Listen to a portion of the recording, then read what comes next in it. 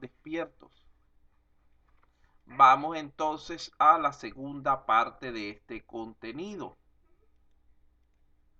Fíjense que ahora vamos a hablar de tipos de pruebas, pero esta vez las vamos a clasificar como pruebas estadísticas y pruebas de defectos. Aquí tendríamos resumida la información al respecto. Las pruebas estadísticas se usan mayormente para lo que es el análisis de requerimientos no funcionales, como por ejemplo el rendimiento, la fiabilidad, etcétera, ya que permiten, mediante diversas técnicas, aproximar los elementos cualitativos del sistema a valores cuantitativos que nos permitan su evaluación. Los ejemplos más comunes serían el uso de promedios, frecuencias y porcentajes. Entonces fíjense que las pruebas estadísticas deben estar pendientes, que esto también se equivocó más de uno en el examen el año pasado. Se basan en evaluar elementos no funcionales. ¿Por qué? A diferencia de un elemento funcional, por ejemplo el rendimiento en este caso que es no funcional, no se puede medir en una sola prueba, porque eso sería incorrecto. Hay que medirlos mediante el uso de varias pruebas y en este caso promediando el valor. ¿Por qué? Supongamos que probamos el rendimiento de un sistema y resulta ser que en la prueba que realizamos en ese momento el sistema usa internet, etcétera, y el internet estaba baja la velocidad y nos dio bajo. Pero después cuando el usuario va a trabajar le da alto el valor por cualquier cosa. Entonces normalmente se hacen varias pruebas, bajo, alto, medio, etcétera, o un valor numérico, y al final de cuentas se establece un promedio o un porcentaje para determinar dicho valor. La parte de las pruebas en cuanto a las pruebas de defectos, vean que ellas se usan mayormente para probar componentes de tipo funcional. Este tipo de pruebas son más exactas, porque recordemos que el componente funcional generalmente podemos tener un resultado esperado, y si no obtenemos dicho resultado podemos decir que el componente falló. En cambio, en el componente no funcional el resultado no es exacto sino aproximado, ronda alrededor de una métrica la cual puede tener un amplio rango de tolerancia. Y este tipo de pruebas de defectos se usan entonces para evaluar elementos cuantitativos del sistema. Entonces recuérdense eso, las de defectos evalúan elementos de tipo funcional a nivel cuantitativo y las estadísticas elementos no funcionales a nivel cualitativo. Vamos aquí, ¿por dónde me quedé? El señor Julka tendrá ahorita la posibilidad de leer, tendrá audio.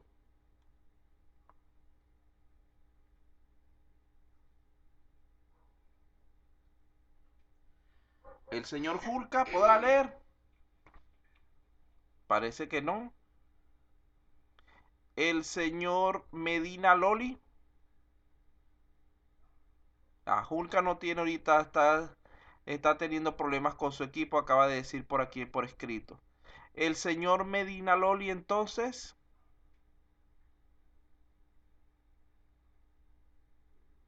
Bueno, vámonos, le toca entonces al voluntario de siempre, el señor Obando Gástulo, si tiene tiempo, por favor. Leer lo que está en pantalla. Probablemente esté ocupado porque me dijo que estaba en el trabajo en este momento. Paucar Espino.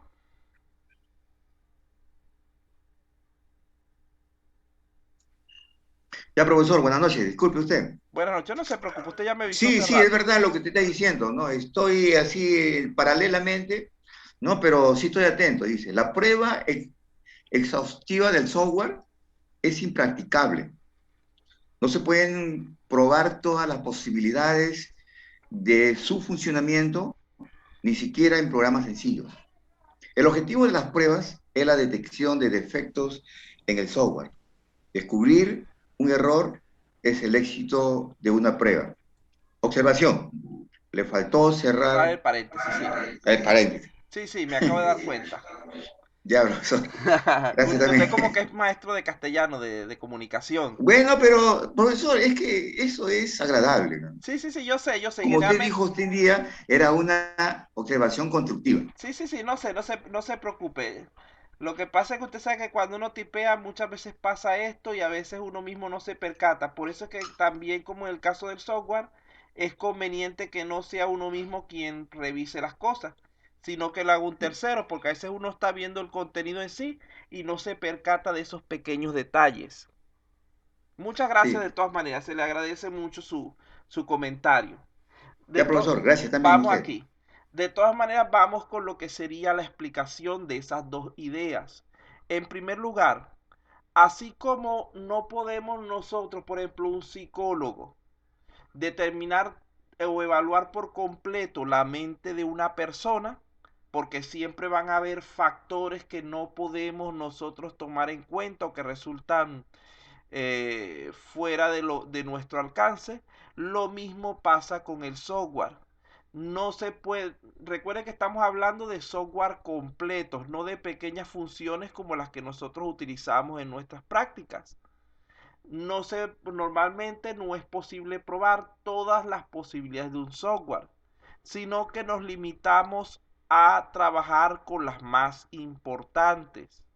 Vean que para poder probar todas las posibilidades de un software inclusive sencillo, tendríamos que generar probablemente miles o cientos de miles de casos de pruebas diferentes y registrarlos todos cuidadosamente, porque de otra manera no sería válida la prueba. Entonces eso es lo que dice en la primera parte, que aunque nosotros nos esforcemos en hacer todas las pruebas posibles, es muy probable que siempre nos quede pendiente alguna que no hayamos podido realizar, bien sea por algún tipo de factor que no lo impida o bien sea porque la hayamos pasado por alto por algún tipo de descuido.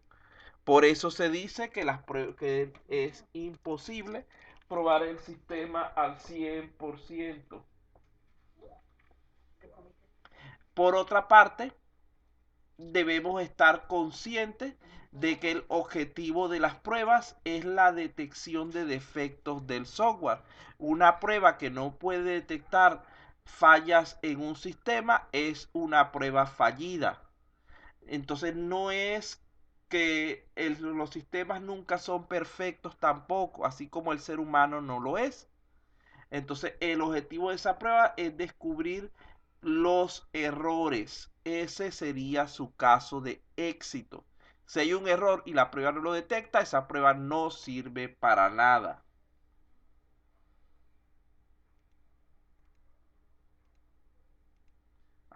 Vamos entonces, después del señor Obando, venía el señor Paucar Espino. Jonathan Felipe tendrá audio.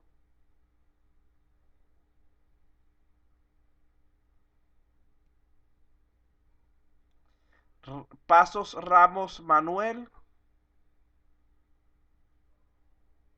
No se preocupe, usted me dice que no y simplemente yo sé ya que está pendiente. Y mientras más rápido escriban el no, mejor para yo saber que están pendientes, que no es que estaban en otra cosa.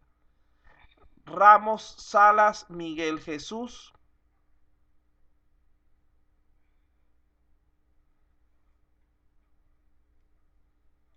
Alberca quiere leer.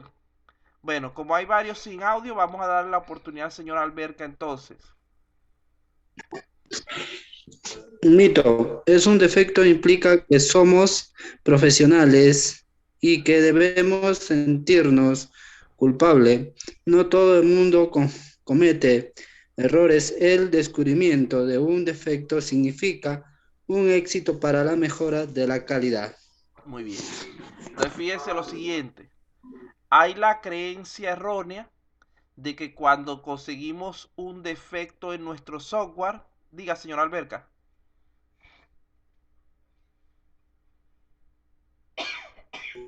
No, nada, profe, no. Ah, bueno. Está levantando la mano, pensé que iba a decir algo más. Bueno, hay la creencia errónea de que cuando encontramos un defecto en nuestro software, pensamos que somos malos en ese trabajo y llegamos a sentirnos culpables. Esto no es correcto. Todo el mundo puede cometer errores y ustedes saben que es así. El ser humano es totalmente imperfecto. El descubrimiento de un defecto lo que debería significar para nosotros es una posibilidad para mejorar la calidad de ese sistema. Quisiéramos nosotros poder, antes de presentárselo al cliente, descubrir montones de defectos para que el cliente así no los detecte. Imagínense que nosotros le fuéramos a presentar un software a un cliente y durante nuestras pruebas nunca le detectáramos ningún problema. Bien sea porque nosotros sabemos lo que tenemos que hacer en cada situación, bien sea porque las pruebas estén mal construidas o lo que sea. Pero en cuanto el cliente medio toque el sistema y se ponga a trabajar, empieza a quejarse de que hay muchos problemas que nosotros habíamos pasado por alto. La experiencia, por ejemplo, el caso más clásico en cuanto a esto es mi esposa. Yo llego, configuro, formateo la máquina, la configuro con todo, la pongo a funcionar, duró un día, 2 días por decirte algo usándola yo solo y la máquina me parece que quedó perfectamente configurada. Se sienta mi esposa 5 minutos y empieza que esto está fallando, que falta esto, que falta aquello, porque la perspectiva de ella es diferente a la mía. Lo mismo pasa con lo que es el desarrollador y el cliente. El desarrollador internamente tiene digamos que su punto de vista, su motivación es pensar que lo que él hizo está bien. El cliente, su punto de vista desde el enfoque interno es pensar que lo que le están entregando debe tener errores. Vean que son posiciones encontradas. Entonces debemos estar sumamente conscientes respecto a esto. A continuación, vamos a hablar de una serie de recomendaciones sencillas para el éxito en lo que sería la realización de pruebas. Vamos a ver aquí. Me quedé por aquí abajo, vamos a ver aquí al final, no me acuerdo ni por dónde me quedé. Ah, por Ramos. Rodríguez García Sara, ¿tendrá audio?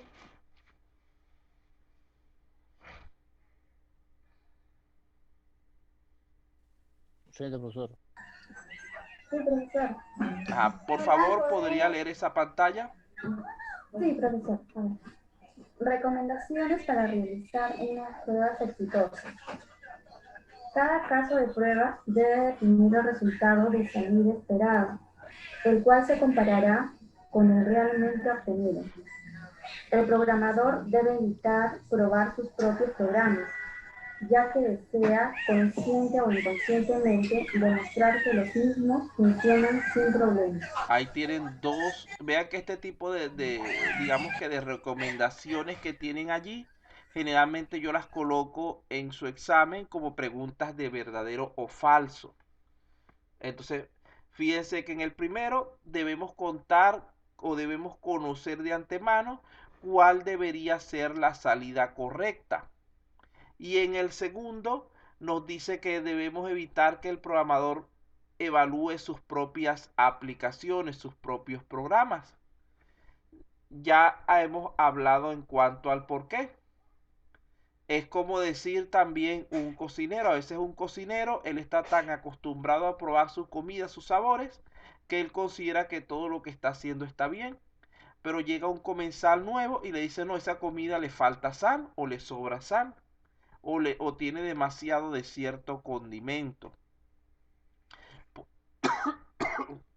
Por eso es que es recomendable, para garantizar la salud del sistema, el someterlo a pruebas de parte de terceros, de personas que no seamos nosotros y probablemente también que no sea siempre, o sea, que no necesariamente sea el cliente tampoco. Sí, vean que las pruebas del cliente son fundamentales siempre, porque son las que nos van a definir esa aceptación que nosotros estamos buscando. Pero el cliente también tiene ese criterio parcial. Entonces necesitamos unas pruebas, como dice el compañero, que sean lo más objetivas posibles. Vamos a ver aquí la siguiente. A ver por dónde me quedé. Había por allí Rodríguez. Ajá. Rojas Cisneros, ¿tendrá audio?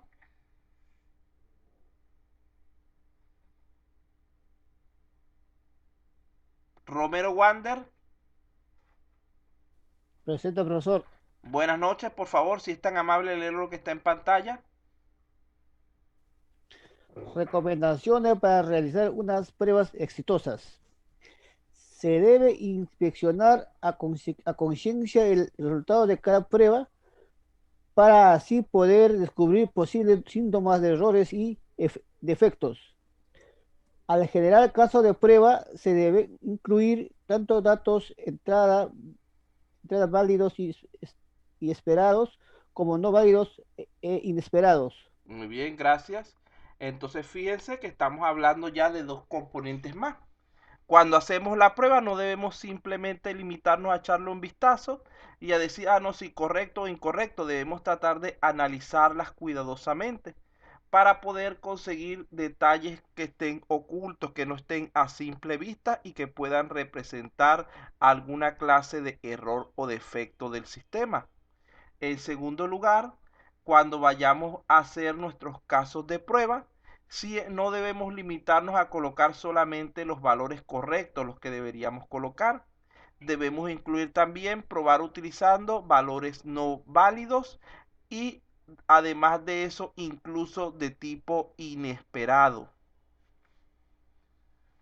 para ver si realmente hemos hecho un buen trabajo. Por ejemplo, un sistema que solo debería aceptar números, podemos probar dejando la casilla en blanco, a ver cómo reacciona el sistema. Podemos probar colocando una letra, colocando un valor negativo si solamente se supone que son positivos. Hay que buscar diferentes casos que puedan obligar al sistema a producir una falla, porque precisamente esa es la intención de las pruebas. Si se produce una falla en ese momento, quiere decir que nos hemos percatado de que nos faltó alguna clase de validación en cuanto a dichas entradas en este caso.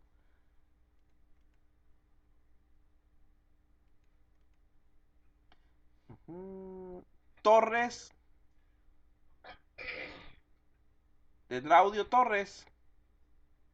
Profesor, buenas noches. Buenas noches. Las pruebas deben centrarse en dos objetivos fundamentales, aunque es habitual olvidar el segundo. Probar si el software no hace lo que debe hacer. Probar si el software hace lo que no debe hacer, es decir, si provoca efectos secundarios adversos. Muy bien, gracias. Entonces fíjense allí en esas dos ideas que están en color rojo. Probar si el software no hace lo que debe hacer y probar si el software hace lo que no debe hacer. Hay momentos en las que grupos de estudiantes han tenido bastantes confusiones con esto. Cuando hablamos de la primera parte, estamos hablando de completitud.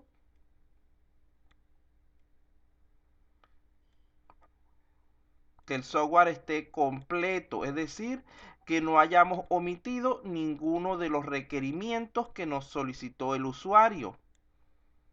Entonces, no hay omisiones. Si el usuario nos pidió que el software cumpliera con 5 funciones, las 5 funciones deben estar presentes. Eso es lo que se busca con esta primera afirmación. En cambio, la segunda afirmación hace referencia a precisión. Precisión.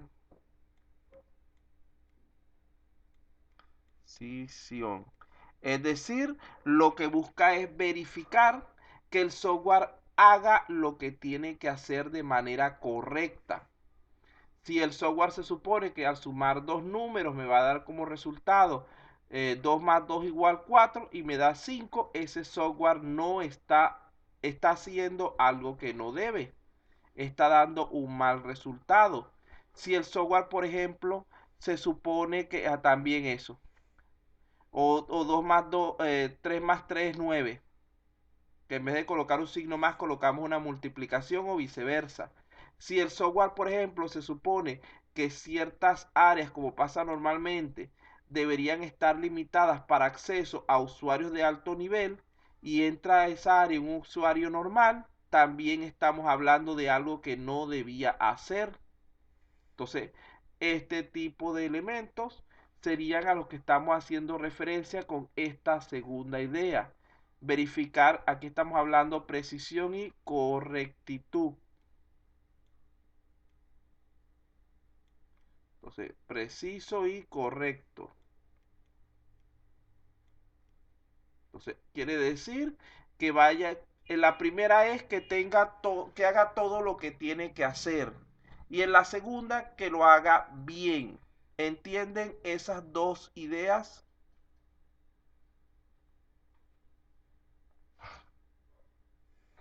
Correcto, profesor, entendido. Ajá, bueno, no las vayan a confundir al momento del examen porque este es otro par de términos que la gente tiende a confundirlos bastante.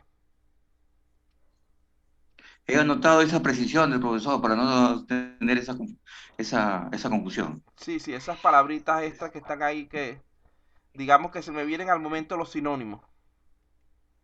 Bueno, continuamos entonces. La señorita Yanina Pinedo, ¿tendrá audio? No me recuerdo si me dijo que no, pero que me avise. No tiene, ah, bueno. La señorita Canales Sonco. Wendy.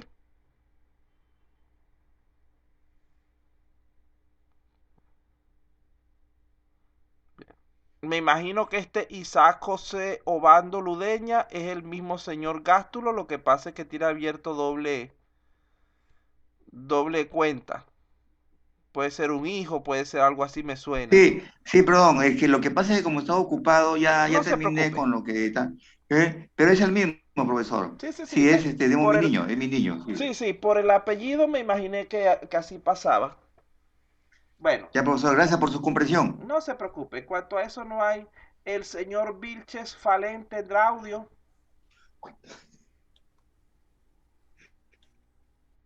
Vilches Falén. Bueno, volvemos arriba entonces. Un voluntario. Ya, profesor, Muy bien.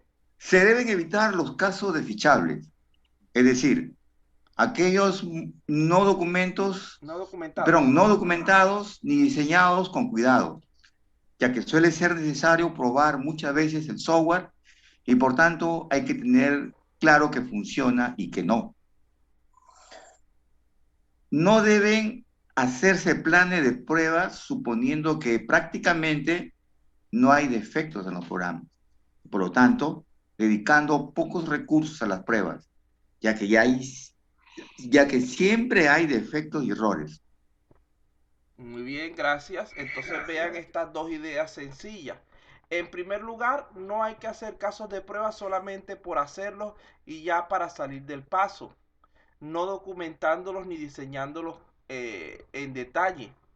Porque recordemos que en cualquier tipo de sistema es necesario probar muchas veces. Y cuando tenemos en claro, hemos registrado bien los resultados de nuestras pruebas, podemos saber qué funciona y qué no para poder enfocarnos precisamente en esos aspectos problemáticos y evitar pruebas innecesarias. Además de esto, no deben hacerse planes de prueba suponiendo que prácticamente no hay defecto en los programas y dedicando por lo tanto pocos recursos, poco esfuerzo a ellos. Siempre hay la posibilidad de defectos y errores y debemos tratar de detectarlos. Para ver qué queda por aquí de esta primera parte. Bueno, Aquí tenemos nosotros algunos conceptos que vimos al principio. Tenemos los tres tipos de problemas que pueden presentarse al desarrollar software.